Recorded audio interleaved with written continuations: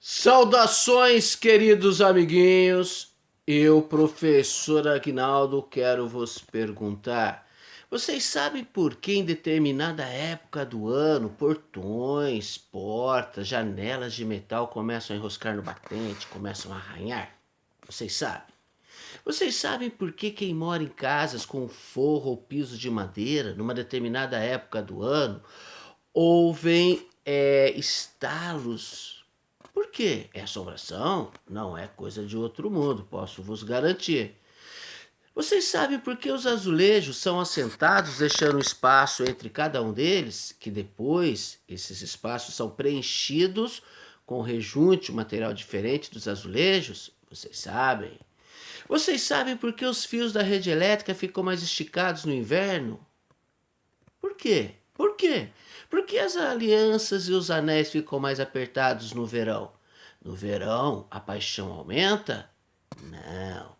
Mas se vocês responderam que tem a ver com a temperatura, com a variação de temperatura dos corpos, vocês acertaram. Trata-se da propriedade termométrica dilatação-contração. Vamos entender melhor? Vamos lá. A dilatação térmica ocorre quando o tamanho do corpo aumenta, e isso sempre que a temperatura aumenta. A contração térmica ocorre quando o tamanho do corpo diminui, sempre que a temperatura diminui. O nosso universo, a física clássica descreve o nosso universo com 3 dimensões espaciais: comprimento, largura e altura, ou x, y e z da matemática. Vocês sabem? A física contemporânea admite a existência de mais dimensões. Bem, a dilatação ela é descrita em função da física clássica. E embora ela ocorra simultaneamente nas 3 dimensões, analisamos ela separadamente.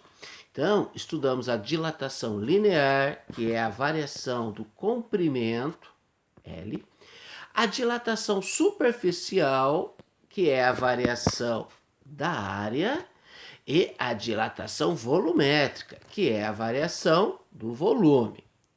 Assim podemos estudar, legal, a dilatação dos sólidos. Os líquidos só sofrem dilatação volumétrica.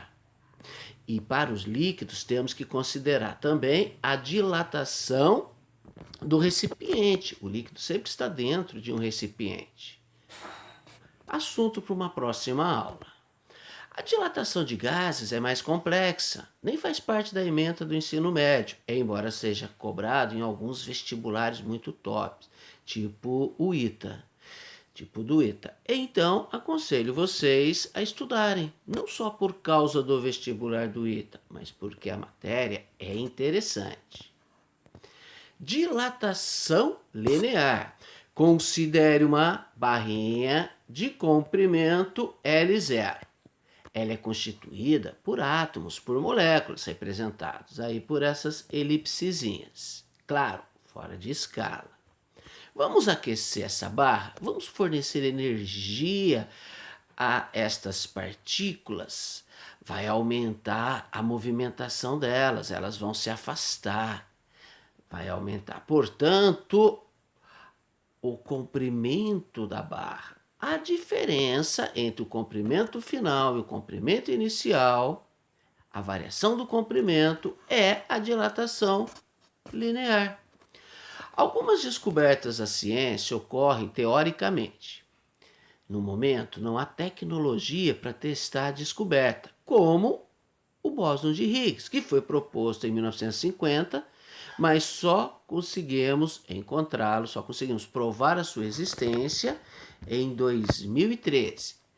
Outros conhecimentos da ciência surgem da experiência, como a roda, como também a dilatação. Depois é que os cientistas vão lá e entendem o que está acontecendo. Veja, o formalismo matemático da dilatação é bastante intuitivo. A variação do comprimento, a dilatação que uma barra sofrerá é proporcional à temperatura. Para uma variação grande de temperatura, uma grande variação de comprimento. Uma variação pequena de temperatura, uma pequena variação de comprimento. Para transformarmos essa proporcionalidade em igualdade, precisamos de uma constante de proporcionalidade, o comprimento inicial da barra e uma característica do material, que nós chamamos de coeficiente de dilatação linear. Sabemos que sempre que aparece a quarta letra grega maiúscula, delta, na frente de uma grandeza, é o valor final menos o valor inicial de tal grandeza. Então, a variação do comprimento, ΔL, é o comprimento final menos o comprimento inicial. Isso é tudo que precisamos saber para entender a dilatação dos sólidos. Porque na dilatação superficial, basta você trocar o comprimento pela área e o coeficiente de dilatação linear pelo superficial. Na dilatação volumétrica, basta trocar esses Lzinhos, esses comprimentos, pelo volume e o coeficiente de dilatação linear pelo coeficiente de dilatação volumétrico. Você calcula a variação do comprimento, soma com o comprimento inicial, você tem o comprimento final. Mas, se você é do tipo que gosta de decorar fórmulas, podemos então deduzir uma equaçãozinha que nos dá o comprimento final direto. Veja, substitui naquela relação ΔL igual L0 alfa ΔT, o que significa ΔL, que é comprimento final menos comprimento inicial. Passando o comprimento inicial para o outro lado do sinal de igual, ficamos que comprimento final é igual ao comprimento inicial mais o comprimento inicial vezes o coeficiente de dilatação linear vezes a variação do tempo. Isso mesmo, uma funçãozinha do primeiro grau, do tipo y é igual a b mais ax. Y é o comprimento final e o x é o ΔT.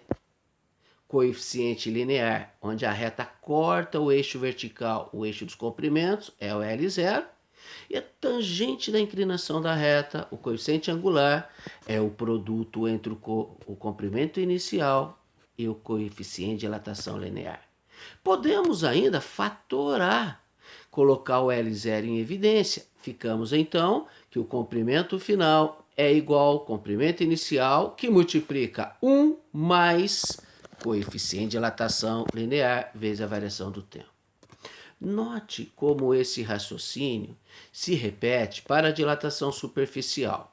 Temos aqui uma barrinha, uma chapa agora, de área inicial S0. Vamos aquecê-la, vamos fornecer energia para suas moléculas. Vai aumentar a temperatura, a movimentação das partículas que constituem esta chapa. Elas vão se afastar e, é claro, aumentar o tamanho da chapa, aumentar a área. A variação desta área, dessa superfície, é proporcional à variação de temperatura. A constante de proporcionalidade vai ser a área inicial e o coeficiente de dilatação superficial. Lembre-se, tem os deltas aí, ó. Como a dilatação superficial ocorre em duas dimensões, x e y, o coeficiente de dilatação superficial é 2 vezes o linear, que é tabelado. O superficial volumétrico não é tabelado, mas o coeficiente de dilatação linear é tabelado.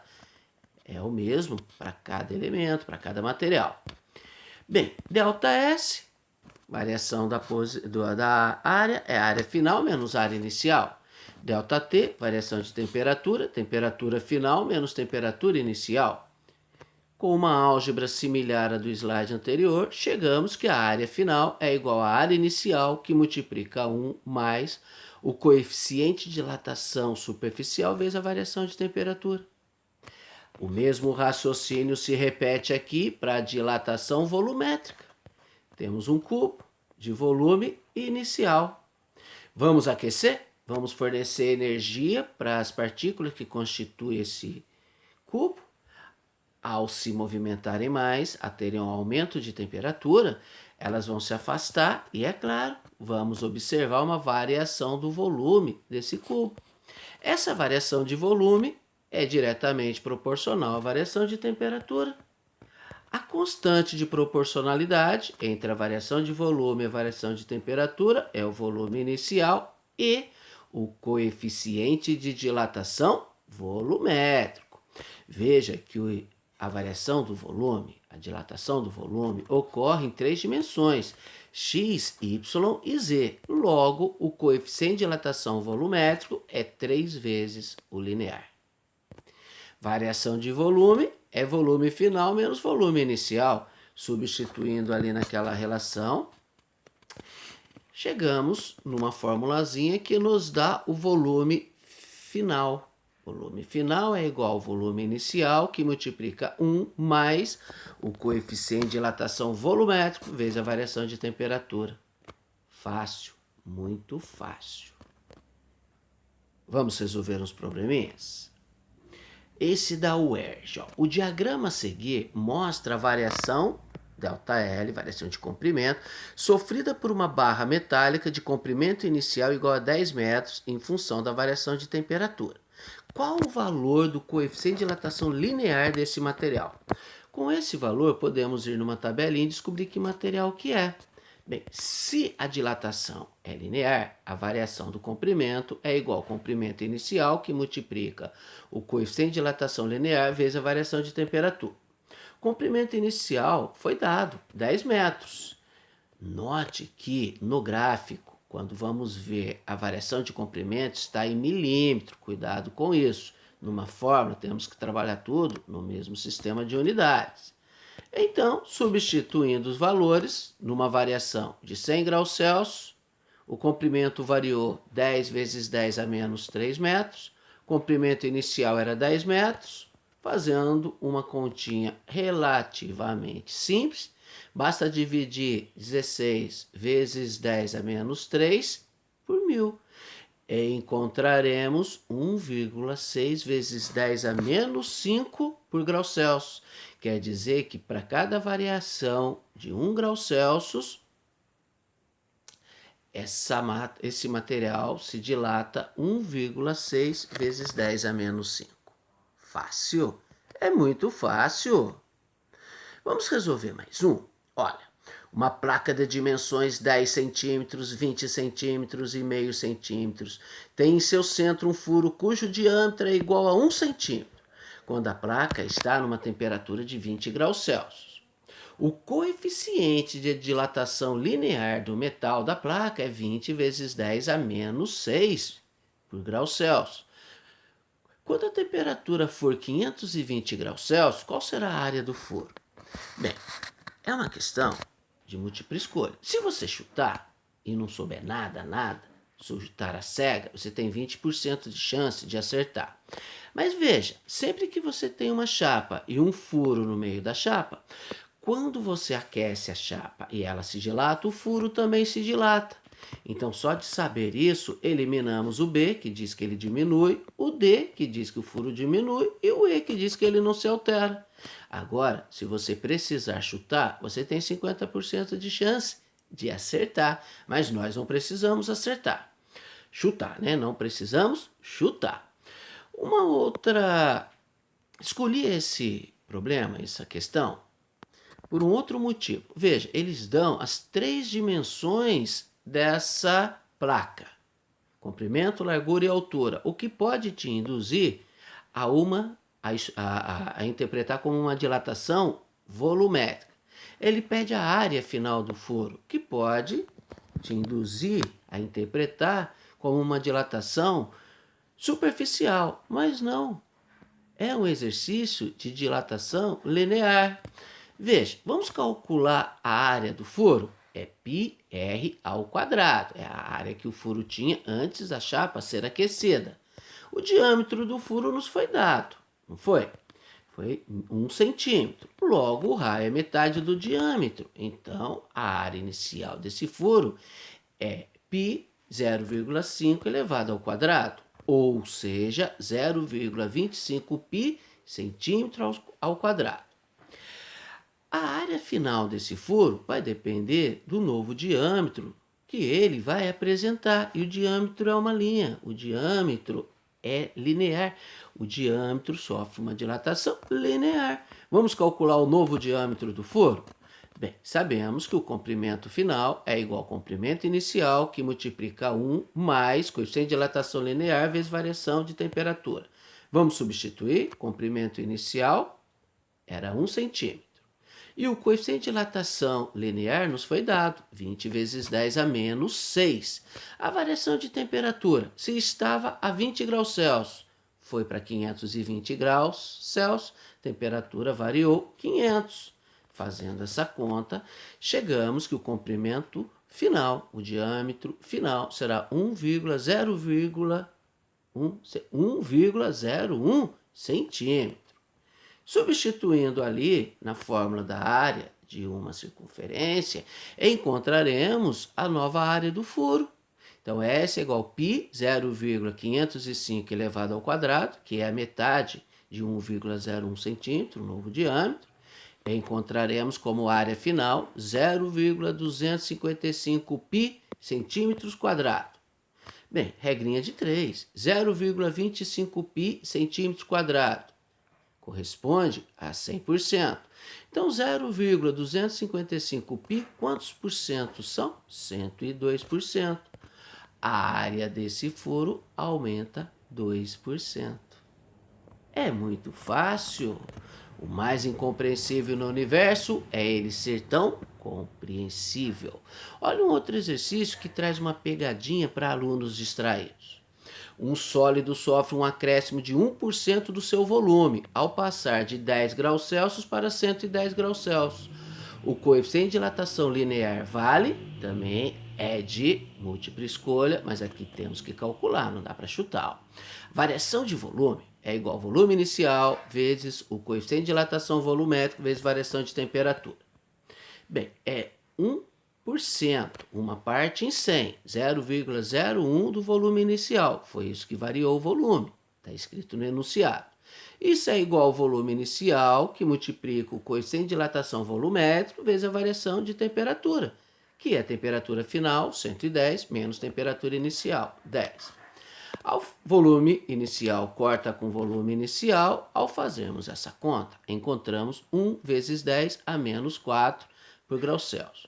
Um aluno mais afoito, mais apressado, vai lá e marca a letra E, mas não é. Agora, precisamos ficar atento com o sobrenome dos coeficientes de dilatação. Ele não está pedindo volumétrico, está pedindo linear. E sabemos que o coeficiente de dilatação volumétrico é igual a 3 vezes o linear.